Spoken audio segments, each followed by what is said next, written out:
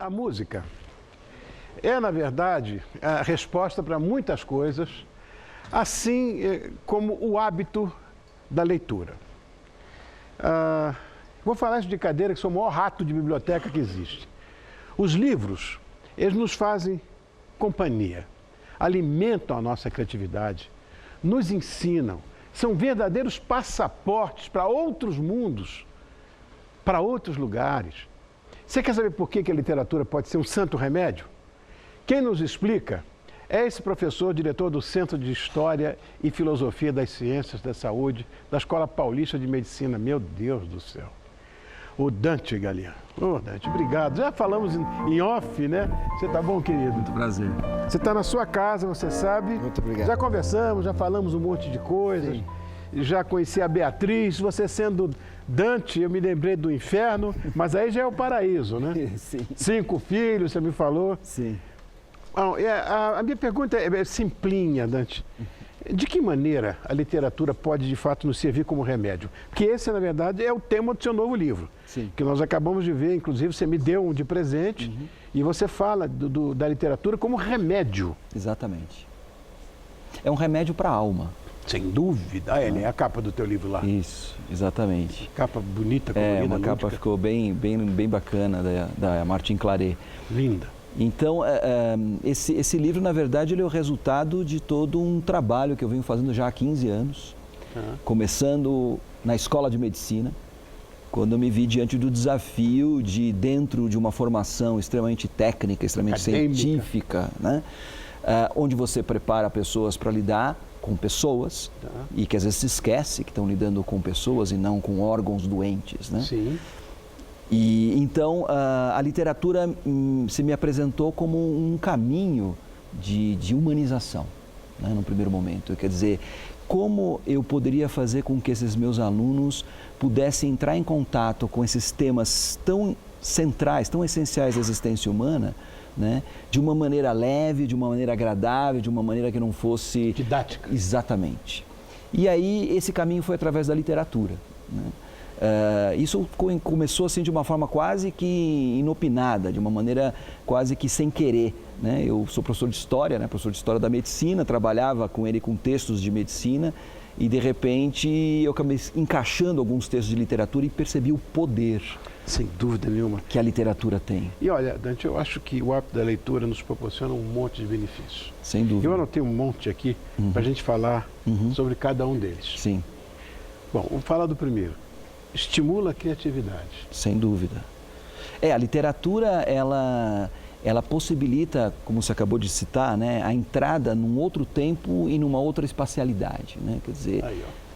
Estimula a criatividade. Exatamente. Então, quando você está lendo, né, quer dizer, ainda mais hoje em dia, né, onde tudo já chega mastigado, onde nós vivemos na civilização da imagem, né, do WhatsApp, do YouTube e assim por diante, você lendo um livro, você é obrigado a imaginar as coisas que você está lendo. Então, a descrição de uma paisagem, né, todo o processo de imaginação dessa paisagem... É sua, esse processo é seu, esse processo é seu. Exatamente. Então você tem que se apropriar disso. E isso é um processo criativo extremamente importante. E quando eles se transformam em cinema, Dante, em filme, é pior ainda, porque a sua concepção daquilo que você leu, que é a ficção, mas é uma, a do diretor é outra. Sim. Olha, eu, como rato de biblioteca, eu te disse, só existiram 2 filmes que eu li e que vi no cinema. Dentro da fidelidade que o meu cérebro proporcionou na época. Um foi o Siddhartha, de Hermann Hesse. Sim. Um filme que foi feito por indianos, mas lá em Pinewood, em Londres, né? É espetáculo, como eu li, é igual. E o livro do Mário Puzo, o Godfather, como é que é? O Poderoso Chefão. Igual. O resto, digo, não é assim. Não sei, poderia ser eu que imaginei errado. Então estimula a criatividade mesmo. Sem dúvida, sem dúvida. Outra coisa, gera empatia. Sem dúvida. Acho que o que acontece, eu costumo dizer para os meus alunos que quando você está lendo, não é só você que está lendo o livro, mas é o livro que está te lendo. Olha que interessante. Porque, na verdade, a identificação que você cria com os personagens, ela é muito reveladora daquilo que você é, né? E, ao mesmo tempo, né, ela abre espaço para você olhar as relações humanas desde uma perspectiva diferente daquilo que você tem no teu dia a dia, no teu cotidiano. Sem dúvida. Então, por exemplo, um jovem lendo um livro onde você encontra um outro jovem no qual ele se identifica, tendo atitudes, passando por situações que dizem respeito às relações humanas e assim por diante, isso acaba levando esse jovem leitor a se colocar na situação daquele outro personagem. E é como se ele estivesse vivendo uma outra vida. Sem dúvida, né? Sem dúvida. E ao viver essa outra vida, ele incorpora essa vivência ou essa nova forma de olhar para a própria vida, né? Então, nesse sentido, acaba se criando uma ampliação. Eu gosto muito de falar, no meu livro mesmo, eu comento muito isso, que a literatura te proporciona uma ampliação do estado da alma, né? Te possibilita você viver muitas vidas além da tua própria vida. Corretíssimo. Outra coisa, reduz o estresse.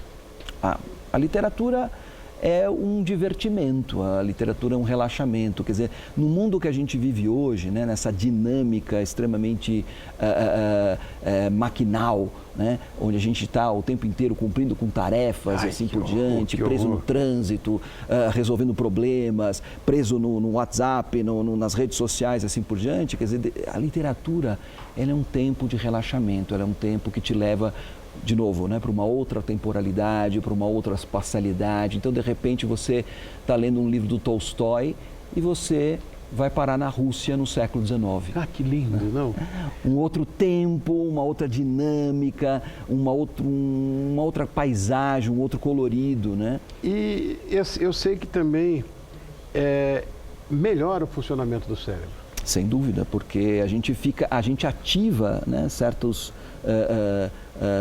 ligações, certas sinapses que a gente faz na leitura, principalmente na leitura de romances. É interessante isso. Os estudos apontam... A ficção é melhor do que...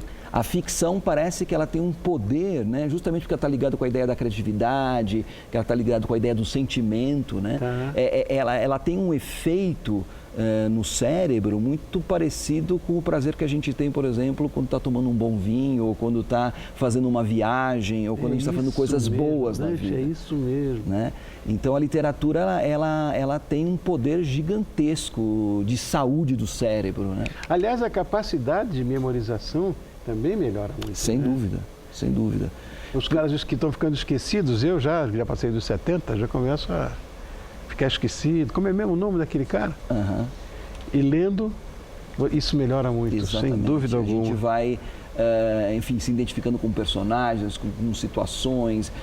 A gente vê, inclusive, guardar o nome dos personagens, porque eles aparecem muitas vezes ao longo do romance. Situações que você grava, que são muito significativas para você, né, são elementos que acabam gerando o treino mesmo da memória, o desenvolvimento da memória.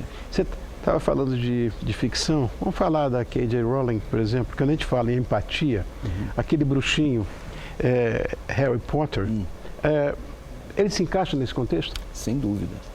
Eu, inclusive, dei um curso uma vez na Unifesp, né, que chamava-se Entre a Ciência e a Magia, né, de Shakespeare a Harry Potter, né, onde eu justamente porque eu estava trabalhando com uma geração que cresceu lendo e assistindo Harry Potter. Então, a J.K. Rowling te dá uma possibilidade de entrar num universo, né? Não só no universo da magia, mas através do universo da magia, a entrar em temas humanos extremamente profundos.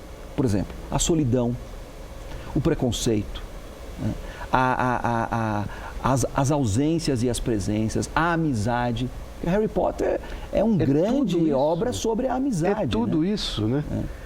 Olha, existe nas escolas uma lista de livros obrigatórios.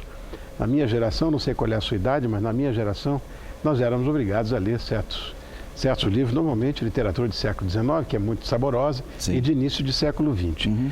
E às vezes o discurso era absolutamente atemporal. Sim. Né?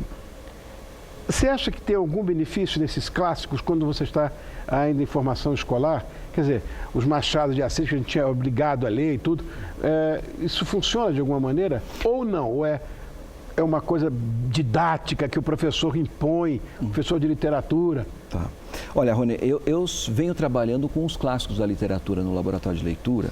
E por quê? Não por uma questão de elitismo, né? Ou de academicismo, muito pelo contrário. Sim. É porque ao longo desses 15 anos eu fui testando a literatura dentro do espaço dessa leitura compartilhada e eu fui descobrindo uma coisa muito interessante, que clássico não é clássico por acaso, né? Costumo brincar e dizer que Tolstói, Dostoiévski, Machado de Assis, eles não continuam sendo lidos e reeditados no hoje porque eles têm uma boa assessoria de marketing, não, né?